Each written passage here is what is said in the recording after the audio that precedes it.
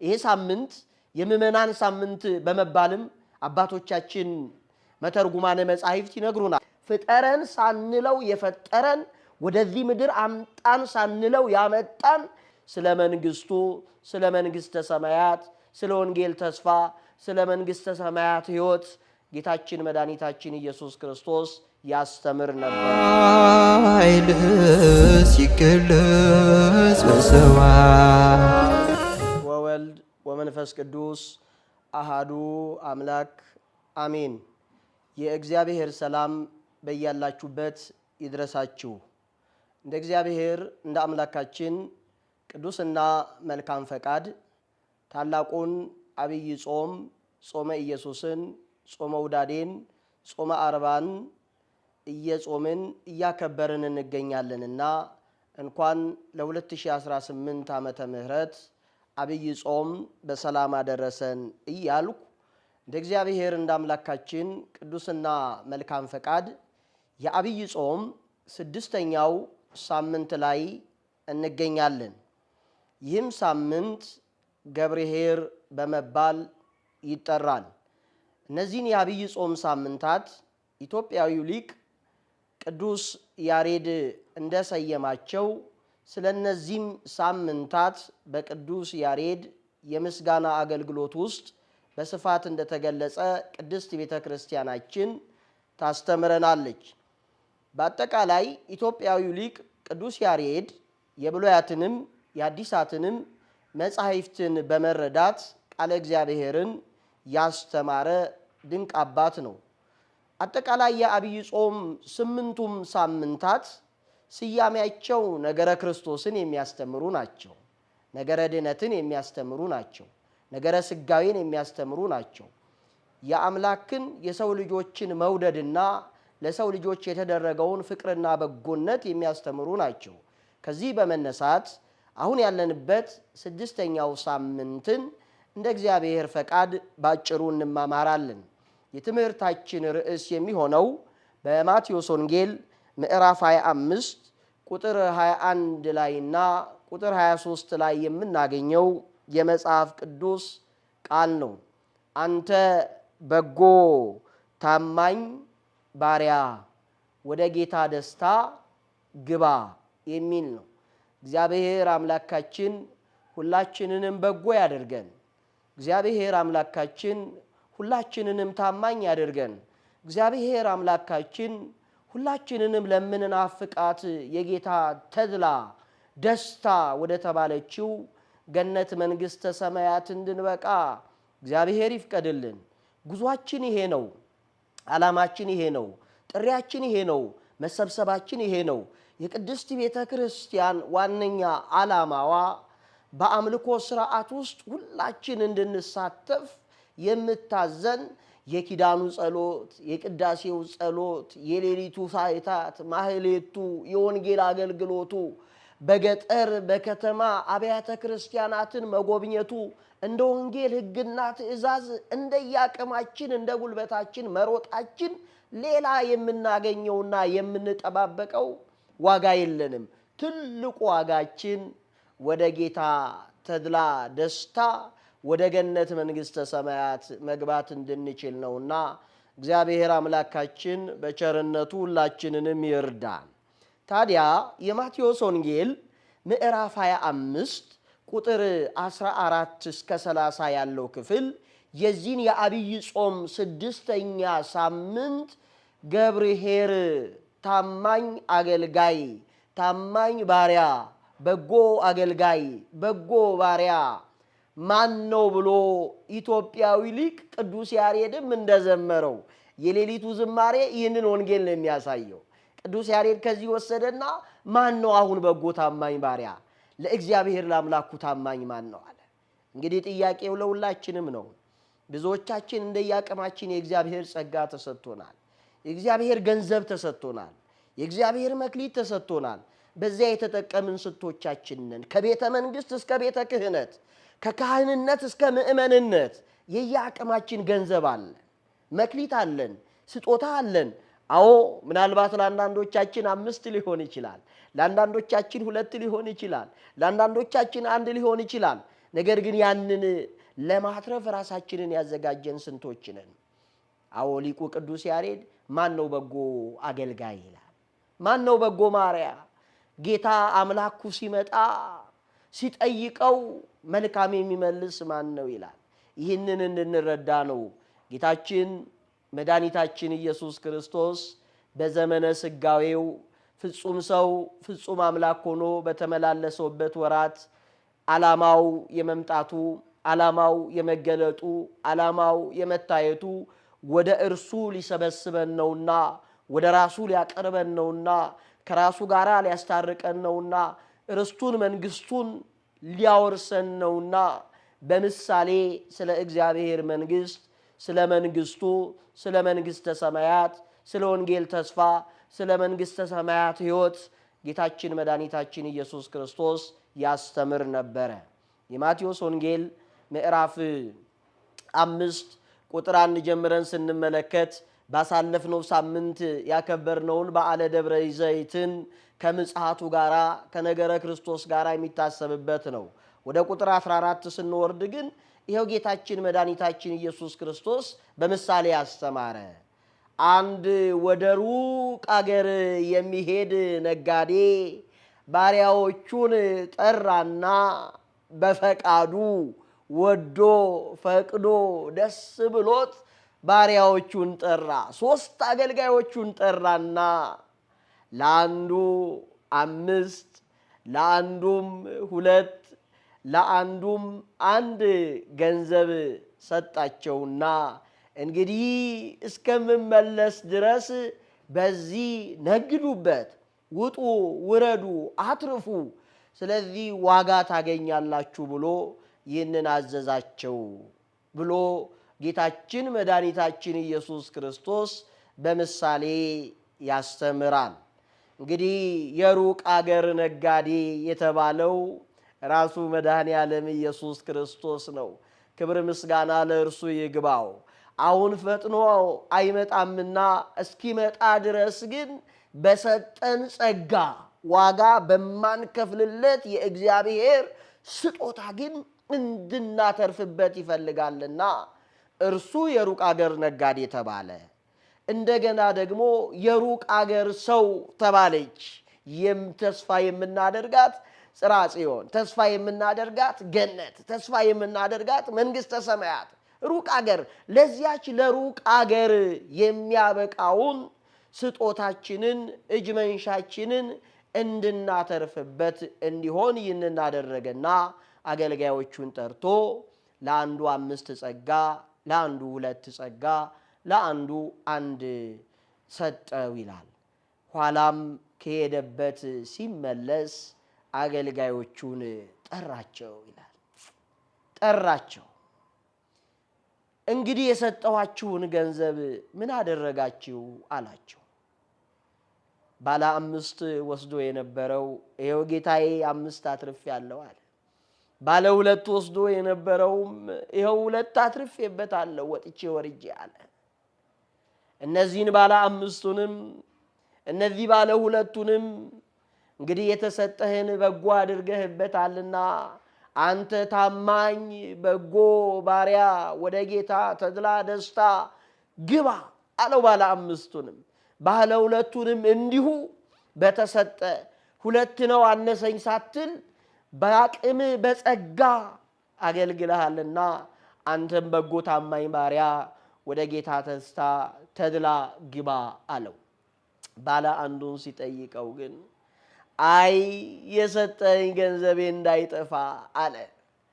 በጨርቅ ጠቅልዬ ቀበርኩት፣ ወንበዴዎች፣ ቀማኞች፣ ሽፍቶች እንዳይወስዱብኝ ፈርቼ። ደግሞም አንተ አመፀኛና ሐኬተኛ ነጋዴ ንጉሥ ነህና ስለፈራው ይሄንን አደረግኩ አለ። ተወቀሰ። አንተ በሰጠው ሳታተርፍበት፣ በሰጠው ሳትሰራበት፣ በሰጠው ሳትደክምበት፣ ደግሞም የእኔን ያልተገባኝን ማንነት ያልሰጠውትን የምወስድ ያልሰጠውትን የምቀማ ክፉ አድራጊ አድርገ ይህንን ያልተገባ ነገር አድርገሃልና በሉ ከርሱ ላይ ያለውንም አንዱን ውሰዱበት፣ ለዚያ ለባለ አምስቱ ጨምሩለት፣ ይህንንም አስወግዱት አለ። ከእግዚአብሔር መንግሥት ከመወገድ ከመለየት ከመከልከል እግዚአብሔር በቸርነቱ ሁላችንንም ይጠብቀን። ታዲያ ምእመናን ይሄ የወንጌል ክፍል ብዙ ምስጢር አለው። ባለ አምስት የተባሉ፣ ባለ ሁለት የተባሉ፣ ባለ አንድ የተባሉ ብዙ የቤተ ክርስቲያናችንን አባቶች ይዞ ባለ አምስቱን ሊቃነ ጳጳሳት ይላቸዋል፣ ባለ ሁለቱን ካህናት ይላቸዋል፣ ባለ አንዱንም ዲያቆን ይለዋል። ሊያተርፉ ይገባል። ሊቀ ጳጳሱም እንደ ሊቀ ጳጳስነቱ፣ ካህኑም እንደ ክህነትነቱ እንደ ካህንነቱ፣ ዲያቆንም እንደ ዲቁናው እነዚህ ሶስቱ የክህነት ደረጃዎች ይባላሉና በዚህ ምሳሌ ያነሳቸዋል። ይሄ ትርጓሜ ወንጌል ስንመለከት በብዙ ምስጢር ይተረጉመዋል። የእግዚአብሔር ልጆች በሌላ መልኩ በዚህ ውስጥ የምንረዳውና የምናስተውለው ይሄ ሳምንት የምዕመናን ሳምንት በመባልም አባቶቻችን መተርጉማነ መጻሕፍት ይነግሩናል። ያም ማለት እግዚአብሔርን ያመኑ ሰዎች ለእግዚአብሔር መታዘዛቸውን የሚገልጹበት የሚያከናውኑበት ነው። ከዚህ በመነሳት እንግዲህ ባለ ሁለቱ የተባለው ነፍስና ስጋ፣ መቼም ነፍስና ስጋ የሌለው ሰው የለም። በነፍስና በስጋችን መዋሃድ በጎ ልንሰራበት ይገባል ማለት ነው። በጎ ልናደርግበት ይገባል ማለት ነው። በጎ ልንፈጽምበት ይገባል ማለት ነው። ይሄንን ልናስተውልና ይሄንን ልንገነዘብ ይገባናል ማለት ነው። ሌላው አባቶቻችን ሊቃውንት ሲገልጹ ባለ አምስት የተባሉት አምስቱ የስሜት ዋሳቶቻችን ናቸው ይላሉ። አስተዋላችሁ ምእመናን? ሰው በስሜት ዋሳቱ ለእግዚአብሔር ሊያገለግል ይገባል። ከእግዚአብሔር የተቀበልነው ፍጠረን ሳንለው የፈጠረን ወደዚህ ምድር አምጣን ሳንለው ያመጣን እነዚህን ሊያስተውሉ የሚገባቸውን የስሜት ዋሳቶቻችንን ለሰጠን አምላክ በእነዚህ በአምስቱ የስሜት ዋሳቶቻችን እግዚአብሔርን ልናገለግለው ይገባል ማለት ነው። ዓይን እያለው የማያይ ይኖር ይሁን፣ ጆሮ እያለው የማይሰማ ይኖር ይሁን፣ አንደበት እያለው የማይናገር ይኖር ይሁን፣ እጅ እያለው በጎ የማይሰራ ይኖር ይሁን፣ እግር እያለው ወደ ቅድስና የማይመላለስ ይሁን፣ እነዚህ የስሜት ዋሳቶቻችን የማንጠቀምባቸውን ኋላ ያስጠይቁናል። ዓይን ምን ሰራ? ጆሮ ምን ሰራ? አንደበት ምን ሰራ? እጆች ምን ሰሩ? እግሮች ምን ሰሩ? በዓይኖችሽ ምን ስታደርጊ ነበር? በእጆችሽ ምን ስታደርጊ? በእግሮችሽ ምን ስታደርጊ ነበር? ጆሮችሽ ምን እየሰሙ ነበር? አንደበትሽ ምን እየተናገረ ነበር? ተብሎ በአምስቱ የስሜት ዋሳቶቻችን በጎ ሳንሰራባቸው ከቀረን ሳናተርፍባቸው ከቀረን እንወቀሳለን፣ እንረገማለን። ከተድላ ገነስ ከጌታ ደስታ ከመንግስቱ እንወገዳለን ማለት ነው። እግዚአብሔር ይህንን አያሳየን። በተሰጠን የስሜት ዋሳቶቻችንን ለእግዚአብሔር አስገዝተን በዚህ በጾሙ እንደዘመረው ሊቁ ቅዱስ ያሬድ በዚህ በጾመ ድጓ ከአምስቱ መጻሕፍቶቹ መካከል ቅዱስ ያሬድ አንዱ ጾመ ድጓ ነው። በዚህ በጾመ ድጓው ላይ እነዚህን የስሜት ዋሳቶቻችን ልንገዛ እንደሚገባ ይጹም ዓይን፣ ይጹም አንደበት፣ ይጹም እጅ፣ ይጹም እግር እያለ ክፉ ከመስራት እነዚህን የስሜት ዋሳቶቻችንን እንድንጠብቃቸው እግዚአብሔር አዞናል ማለት ነው። ባለ አንድ የተባለውም ዕውቀት ነው። ዕውቀት እግዚአብሔርን ማወቅ፣ እግዚአብሔርን ማወቅን የሚያህል ስጦታ እኮ ቀላል አይደለም። በዚህ ብዙ ማትረፍ ይቻላል፣ ብዙ መውጣት ይቻላል፣ ብዙ መውረድ ይቻላል። ይህንን የተሰጠንን አዋቂነትን ዘንግተንና ትተን ሳንጠቀምበት እንዲሁ የጋን ውስጥ መብራት ሆኖ ጌታ ሲመጣ እንዳንወቀስ እግዚአብሔር በቸርነቱ ይርዳን። ታዲያ የዚህ የታማኝነት ሳምንት ነውና እኛ ምን እናድርግ? መለስ አድርገን የወንጌሉን ቃል ስንመለከት አዎ ለመንፈሳዊ ሕይወት እግዚአብሔር በሰጠን ጸጋ ታማኞች እንሆን። አንዳንድ ጊዜ ግን ታማኝነት አለ በስራ ገበታችን ላይ፣ ታማኝነት አለ በትዳር ሕይወት ውስጥ፣ ታማኝነት አለ በቤታችን በምንኖረው አኗኗር ውስጥ። ባል ለሚስት ታማኝ ነው፣ ሚስት ለባል ታማኝ ናት። ልጆች ለወላጆች ታማኞች ናቸው፣ ወላጆች ለልጆች ታማኞች ናቸው። አለቆች ለሰራተኞቻቸው ታማኝ ናቸው። ሰራተኞች ላለቃቸው ለመሪዎቻቸው ታማኝ ናቸው። ይሄ የታማኝነት ጉዳይ፣ የንጽህና ጉዳይ፣ የበጎነትን ጉዳይ እንድናስተውል ነው። አዎ ምናልባት ይሄ ጩኸት፣ ይሄ መልእክት፣ ይሄ ትምህርት ሊቃውንት አባቶቻችን በብዙ ይህንን በጎ ታማኝነት እግዚአብሔር በሰጠን መክሊት መጠቀም የሚለውን ምናልባት በዚህ በቅዱስ ያሬድ ስያሜ በአብይ ጾም 6ኛ ሳምንት ሲሰበክ በዚህ ወቅት ብቻ ለእግዚአብሔር ታማኞች እንሆናለን ማለት አይደለም። አብልጠን እግዚአብሔር ያደረገልንን በጎ ነገር እንድንረዳ ነው ክርስቲያኖች። አዎ ከዚህ የተነሳ ብዙዎቻችን እግዚአብሔር በሰጠን ነገሮች ሁሉ በታማኝነት እንድናተርፍበት፣ በክህነቱም ያለን በክህነታችን የሰጠውን ታማኝነት እንድናተርፍበት፣ በምእመንነት ያለን በአማኝነት ያለን እግዚአብሔር በብዙ ጸጋ በብዙ ስጦታ ያከበረን ያንን በጎ ዓላማ እንድንጠብቅበት እግዚአብሔር በቸርነቱ ሁላችንንም ይርዳን። በአጠቃላይ ከዚህ መሰረታዊ የወንጌል ዓላማ የምንረዳው 3 መሰረታዊ ነገሮችን እገልጽላችሁና የዕለቱን የወንጌል ትምህርት እንቋጫለን። አንደኛው ከዚህ የወንጌል ዓላማ ከዚህ ትምህርት የምንረዳው ምንድነው ካልን በመጠን ማገልገልን ማለት ነው። በመጠን ማገልገልን። አንዳንድ ጊዜ ያለ መጠናችን ያለ ጸጋችን ባልተሰጠን ልክ እንድናገለግል የሚያስገድድ አምላክም የለንም። አይደለም የሚያስገድድ አምላክ በጎ መሪ እንኳን ያለ ስጦታችን እንድንሰራ አያስገድደንም። በጎ መሪ፣ አስተዋይ መሪ እንኳን። ስለዚህ በስጦታችን መጠን ልክ እንደ እገሌ ካልሆንኩ በሚል በማይገባ መንጠራራት ሳንንጠራራ በአቅማችን ማገልገል፣ በተሰጠን ጸጋ በተሰጠን መክሊት ማገልገልንና በዚያ ውጤታማ ፍሬያማ መሆንን መለማመድ እንድንችል የምንማርበት ነው።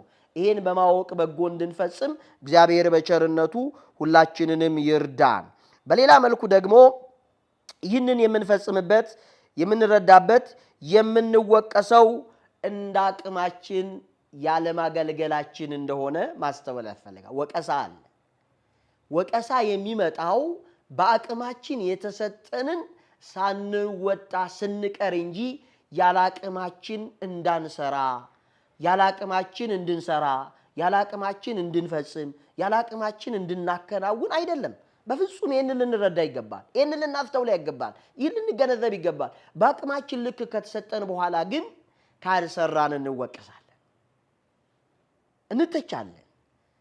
የምንናፍቃትን ወደ ጌታ ተድላ ደስታ ግባ የሚለውን እናጣና ወይ ግዱ ደግሞ እንባላለን። ስለዚህ ይሄ እንዳያገኘን እግዚአብሔር በቸርነቱ ሁላችንንም ይርዳን። እንግዲህ ሶስተኛው የመጨረሻ የምናስተውለው በተሰጠው ጸጋ ያተረፈ ሽልማት አለው። እናንተ መሸለም አትፈልጉም እንዴ? ዛሬ እኮ በምንኖርባት እቺ የጋዶ ዓለም ጉዳይ እንኳን እኮ የምንሮጠው ሩጫ ውስጥ እኮ በአቅማችን በምንሰራው በላባችን ወዝ በምንሰራው በተማርነው ትምህርት በምንሰራው በተጣለብን የሥራ ኃላፊነት በምንሰራው እኮ በጎ ሰርተሃል ተብለን እኮ የምስክር የምስጋና ወረቀት ሲሰጠን በጎ ስጦታ ሲደረግልን ደስ ይለናል። እናንተ ይሄ ያልፋል እኮ። የማያልፈውን ሽልማት አንናፍቅም እንዴ? አንጠብቅም እንዴ? ሽልማት አለን እኮ። የማያልፍ ሽልማት፣ የማይቀየር ሽልማት፣ ተድላ ደስታ ያለበት ሽልማት፣ ከመላእክት ጋር የሚያኖረን ሽልማት፣ ከቅዱሳን ኅብረት ጋር የሚያኖረን ሽልማት። ወደ ጌታ ደስታ ግባ እኮ ነው የተባለው። 5 ያተረፈው 2 ያተረፈው በተሰጠው አደራ የተመላለሰው። ስለዚህ ይህንን ልናስተውል ነው የሚገባን፣ ሽልማት እንዳለን ባተረፍነው ልክ በእግዚአብሔር መንግሥት ውስጥ። ስለዚህ እንድናስተውል ይገባል። ቅዱስ ጳውሎስ ታማኝ አድርጎ ስለቆጠረኝ ለወንጌል አገልጋይነቱ ሾመኝ ነው ያለው። አንደኛ ጢሞቴዎስ ምዕራፍ 1 ቁጥር 12 ላይ ታማኝ አድርጎ እግዚአብሔር ልጆቹ ካደረገን፣ ያለ ዋጋ ልጅነትን ከሰጠን፣ ያለ ዋጋ ስጋውን ደሙ እንድንበላ ካረገን፣ ያለ ዋጋ ወንጌልን ከሰጠን፣ በዚህ ልናተርፍበት ይገባል፣ ልንጠቀምበት ይገባል። ይሄ ሲሆን ደግሞ ሽልማት እንዳለን በመንፈስ ቅዱስ ይታየናል። ሐዋርያው ቅዱስ ጳውሎስ እንዳለው ሩጫዬን ጨርሻለሁ አይደል ያለው። ሁለተኛ ጢሞቴዎስ ምዕራፍ 4 ቁጥር 7 ጀምረን ሩጫዬን ጨርሻለሁ፣ አገልግሎቴን ፈጽሜያለሁ፣ የክብር አክሊል ተዘጋጅቶልኛል፣ ይሄንንም ከእርሱ ከጌታ እቀበለዋለሁ እንዳለ ሽልማቱን እንድናገኝ እግዚአብሔር በቸርነቱ የሁላችንንም ፍጻሜ ያሳምርልን። አንተ በጎ ታማኝ ባሪያ ወደ ጌታ ደስታ ግባ ተብሎ በወንጌል በታማኝነት የተገኘውን አስርፎ የተገኘውን እግዚአብሔር ለመንግስቱ እንደጠራው እንዳከበረው ሁሉ ሁላችንንም በዘመናችን ያለውን ክፉ ነገር ተጸይፈን በጎውን ነገር ይዘን እግዚአብሔር በሰጠን ሀብታቶቻችን ሁሉ ተጠቅመን እንድናተርፍበት እግዚአብሔር በቸርነቱ ሁላችንንም ይርዳ። ከኃጢአት ተመልሰን ከበደል ርቀን ወደ ካህናት አባቶቻችን ቀርበን ንስሐ ገብተን ቅዱስ ሥጋውን ክቡር ደሙን በልተን ጠጥተን ለርስት መንግሥተ ሰማያት ወራሾች እንድንሆን እግዚአብሔር በቸርነቱ ሁላችንንም ይርዳን። የጀመርነውን ታላቁን ጾም በሰላም ፈጽመን ለብርሃነ ትንሣኤው እንድንደርስ እግዚአብሔር አምላክ ሁላችንንም ለብርሃነ ትንሣኤው ያድርሰን። ወስብሐት ለእግዚአብሔር። ይቆየን። ኃይልህ ሲገለጽ በሰማይ